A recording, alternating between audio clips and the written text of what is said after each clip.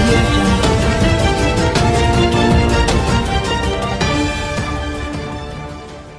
చాలా సంతోషంగా ఉంది.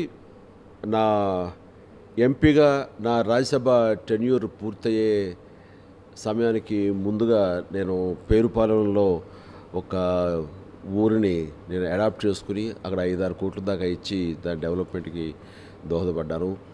అలాగే ఈస్ట్ గోదావరిలో సంప్రా విలేజ్కి సంబంధించి అక్కడ కొంత మొత్తాన్ని, ఇప్పుడు కృష్ణా జిల్లాకు సంబంధించి 5 కోట్ల రూపాయలు అక్కడ ఎంపీ ల్యాడ్స్ నుంచి మచిలీపట్నం మరి ముఖ్యంగా అక్కడ ఇవ్వడం జరిగింది.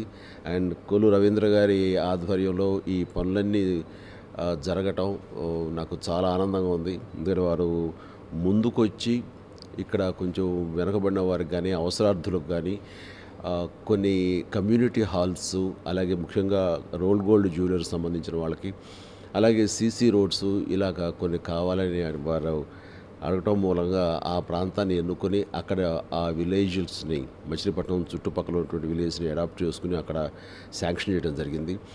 ఆల్రెడీ శాంక్షన్ అయిపోయింది. పనులు కూడా త్వరితగతిన ప్రారంభించామని చెప్పేసి మంత్రి గారు చెప్తుంటే చాలా ఆనందంగా ఉంది నాకు. కనీసం చాలా సమయాల్లో మన ఎంపీ ల్యాడ్స్ వాడుకుందామన్నా సరే అవి వినియోగపడని సిచ్యువేషన్స్ ఉంటాయి. ఒక్కోసారి అవి నిర్లక్ష్యానికి గురయ్యి అవి స్పెండ్ చేసే అవకాశం లేకుండా పోతాయి.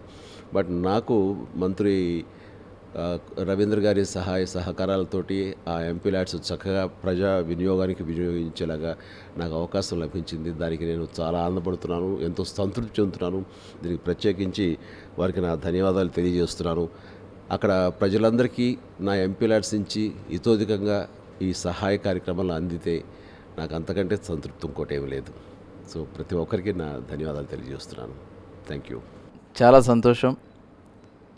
మచిలీపట్నం నియోజకవర్గంలో డెవలప్మెంట్ యాక్టివిటీస్కి గౌరవనీయులు పెద్దలు చిరంజీవి గారిని దాదాపు ఒక 5 కోట్ల రూపాయలతో మరి కొన్ని వర్క్స్కి అడుగుతూ జరిగింది.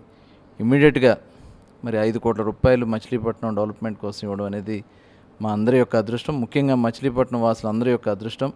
ప్రధానంగా జ్యువెలరీ పార్క్ సంబంధించి గోల్డ్ కవరింగ్ వర్కర్స్ కోసం దాదాపు 1 కోటి రూపాయల పైన ఆ ప్రాంతానికి ఇవ్వడం నిజంగా చాలా వారికి మేమందరం కూడా రుణపడి ఉన్నాం.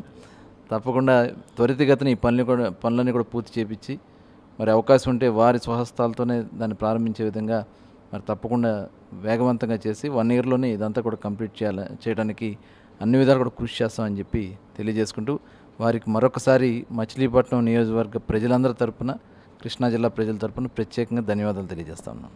ఏంటండి, వీడియో నచ్చిందా? అయితే ఓ లైక్ వేసుకోండి, లేదంటే ఓ కామెంట్ చేయండి.